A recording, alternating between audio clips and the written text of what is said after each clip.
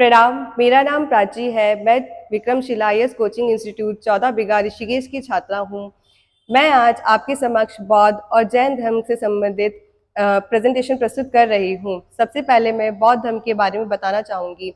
बौद्ध धर्म के जो फाउंडर हैं वो है गौतम बुद्ध, और गौतम बुद्ध का जन्म 563 बीसी में वैशाख पूर्णिमा के दिन लुम्बिनी में हुआ था।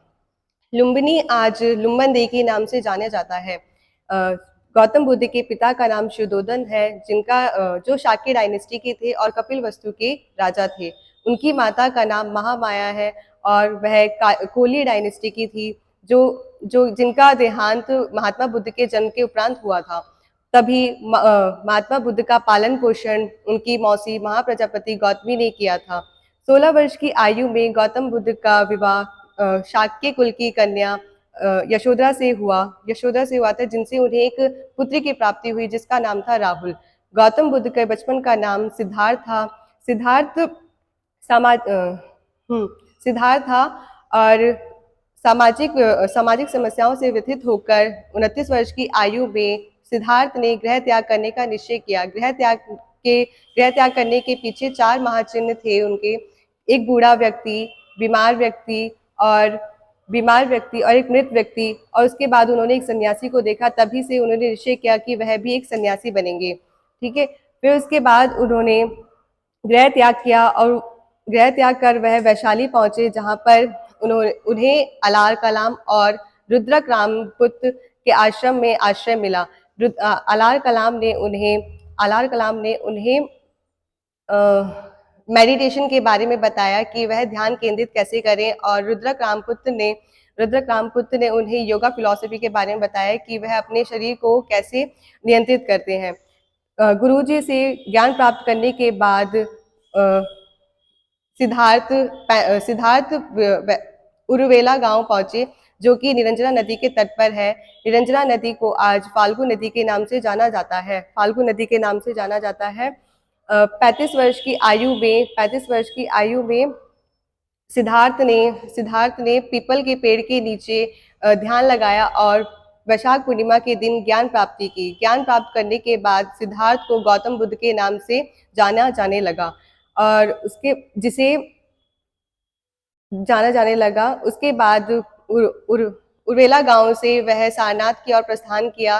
सारनाथ में उन्होंने पहला उपदेश 5 ब्राह्मणों को दिया, और सबसे ज्यादा उपदेश उन्होंने श्रावस्ती में दिए थे, और अंतिम उपदेश उन्होंने एक कुशीनगर के परिव्राजक सुभद्रा को दिया था। गौतम बुद्ध की मृत्यु 80 वर्ष की उम्र में कुशीनगर में हुई थी। गृह त्याग की घटना को बौद्ध धर्म में महाअभिनिष्क्रमण कहा गया है, और ज्ञान प्राप्त की घटना को संबोधि कहा गया है। और जब उन्होंने प्रथम उपदेश दिया तो इस घटना को धर्म चक्र प्रवर्तन कहा गया है, और उनकी मृत्यु को बौद्ध धर्म में महापरिनिर्वाण कहा गया है। महात्मा बुद्ध की मृत्यु के बाद 4 संगतियों का आयोजन किया गया। पहली संगति राजगृह में 443 बीसी में हुई थी, जिसकी अध्यक्षता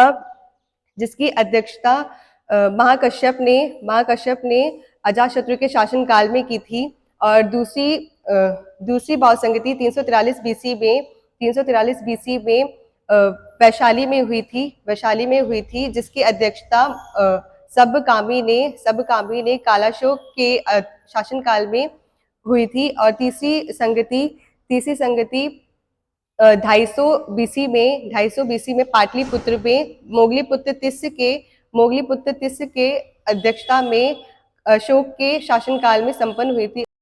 चौथी बौद्ध संगति 1st सेंचुरी में कुंडलवन कश्मीर में हुई थी, और जिसकी अध्यक्षता वसुमित्र ने कनिष्क के शासनकाल में की थी। अब मैं आपको जैन धर्म के बारे में बताऊंगी। जैन धर्म में 24 तीर्थंकर थे, जिसमें प्रथम तीर्थंकर ऋषभदेव हैं।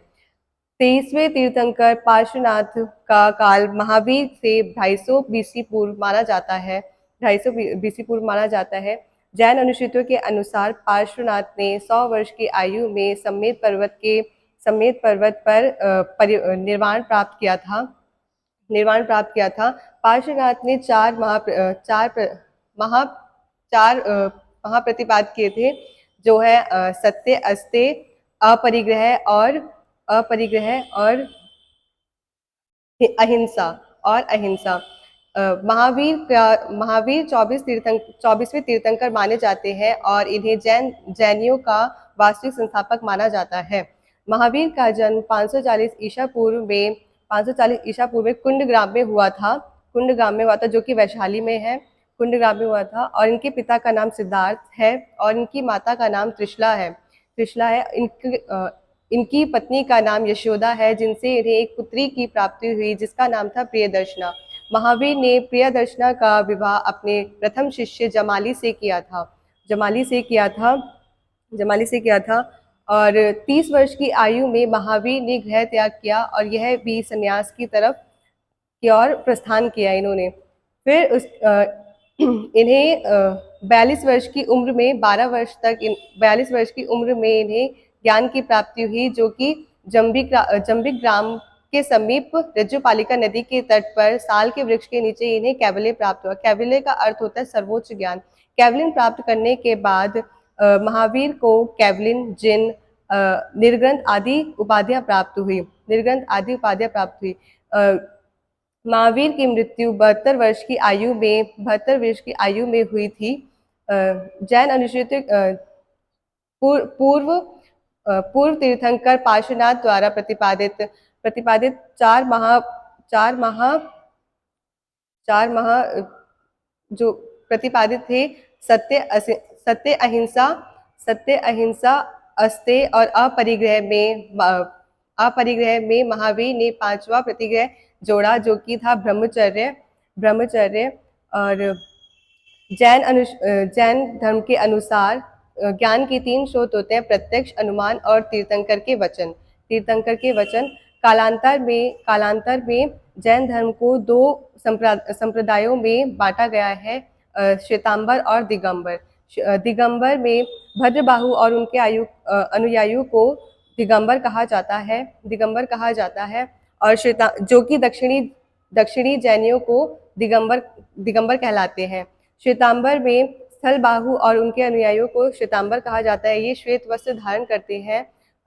बौद्ध धर्म की तरह ही जैन धर्म में भी 2 संगतियां हुई हैं, जिसमें पहली संगति पाटलिपुत्र में हुई थी चंद्रगुप्त मौर्य के शासनकाल में, और दूसरी संगति वल्लभी में देवर्धि क्षमा श्रमण के नेतृत्व में हुई थी। धन्यवाद।